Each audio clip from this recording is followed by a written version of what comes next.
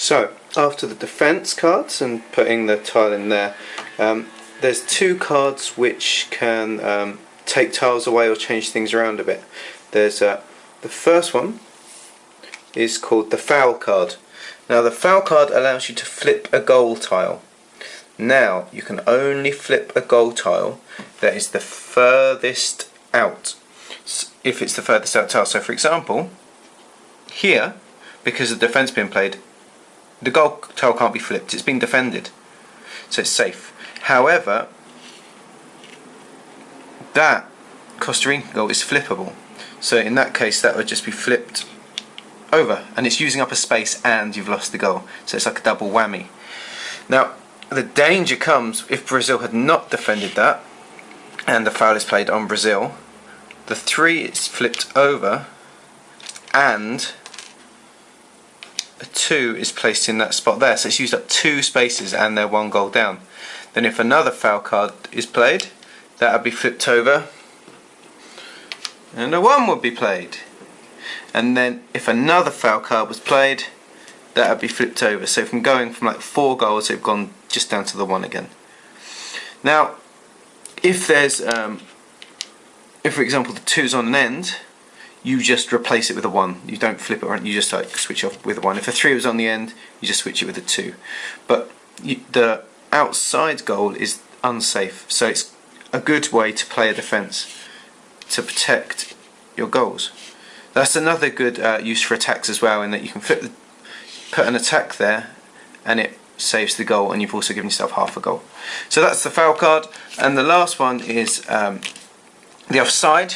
That allows you to flip a goal in the same way, but you can also flip an outside attack tile, so that tile could be flipped over. It's not that bad a loss, but you know, it's better than nothing, and sometimes there's no goals available to flip pretty much on the whole board, so an offside might make the difference. The last card which is different is the penalty card, which you don't want to draw if you're England. Basically, you play the card and you announce who you're going to play it for. So maybe I'll say I'm going to play it for Denmark against Uruguay. So then you take of the 4 dice, there's like a whiter one and a kind of a brown, a beigeier one. You use the white dice because it's got 2 blacks, and you basically just roll the dice. If it's a black, it's a miss and nothing goes in the space. If it's anything other than a black, it's a goal. The penalty's been scored. So you take a penalty tile and you place it down there. Now penalty tile cannot be flipped, so that's another good thing. If you've got goals you're trying to defend, try and score a penalty, and then that saves everything else in between. Because you can't go around calling fouls on goals earlier if you know, if a penalty's happened in between that time. So that's the way the cards are played. So you're playing through the cards, the board will slowly fill up, the scores will ebb and flow in the way that football works, and then once you play for the deck twice, the board will be quite full but not totally full. Then for each group you're rolling your 4 dice, you're adding half a, so for group A maybe, which is, we go that one over there, I roll my dice, so the blue team Senegal will get half a goal in each of their games, and France, Uruguay and Denmark will get half a goal in each of their games. These don't count. If the score after dice rolls like 2.5 to 2, then the halves are round down, so it'd be 2-2. But you know, the attack's worth putting there if you've got nothing else, because it might make it up to a full goal if it rolls. Then once you've done all that, you work out which teams progress. It's the top 2 in this World Cup. The top 2 from each group, like with the most points, they get 3 points for a win, 1 point for a draw, no points for a lose. And then you go through to the knockout round, which is played in the same way, except you play with less of a deck each time, because there's only 16 teams of the 32 get through, so you play with half a deck. And then for the last 8 teams you play with half of that, and then the last 4 you play with half of that, and so on.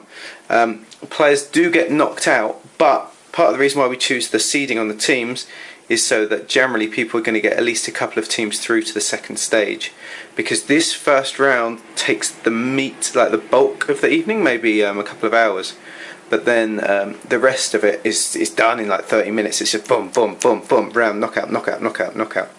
And there are penalty shootouts in each round if there's a draw.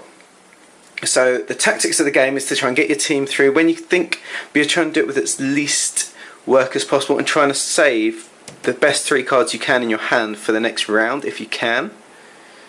And then once you know your team's going through, there's a set plan of who plays who in the next round. So you work out, I believe in this one it's Group F against Group B, I think maybe. And so if you know you're getting through first here, you might try and mess around in this group, even if you've got no teams here, to try and get the weaker teams through so that your team will get a weaker draw.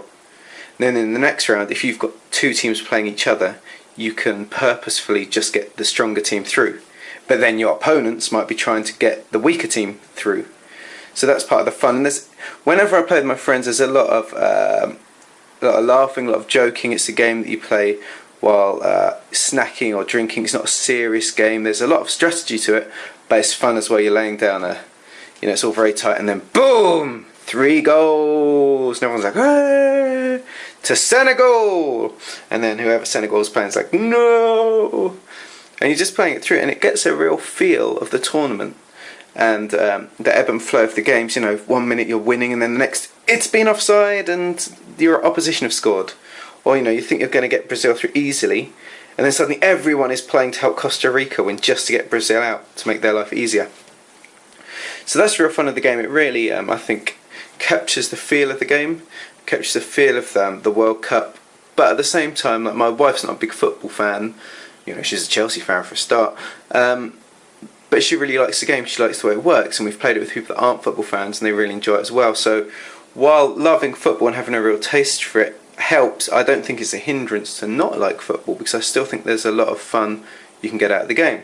So anyway, this is the World Cup game, and now that you're on the World Cup game page, you might want to try and hunt it down. There's not many copies left, I don't think, brand new, but you might be able to track it down in a trade from some fool that wants to get rid of it, and it's really worth a go. It's a great party game. For this World Cup you play between 4 and 8 players, which gives you between, I'd say 6 is probably the best. You're getting like 4 or 5 teams each that way, and that seems like a right number to get through. But yeah, the different World Cups take different number of teams, costs are different sizes. So some, if you get expansions, some are better for 4 players, some are better for 8 players, some are better for the 5 or 6. But you can play up to 16 players if you really, really want to.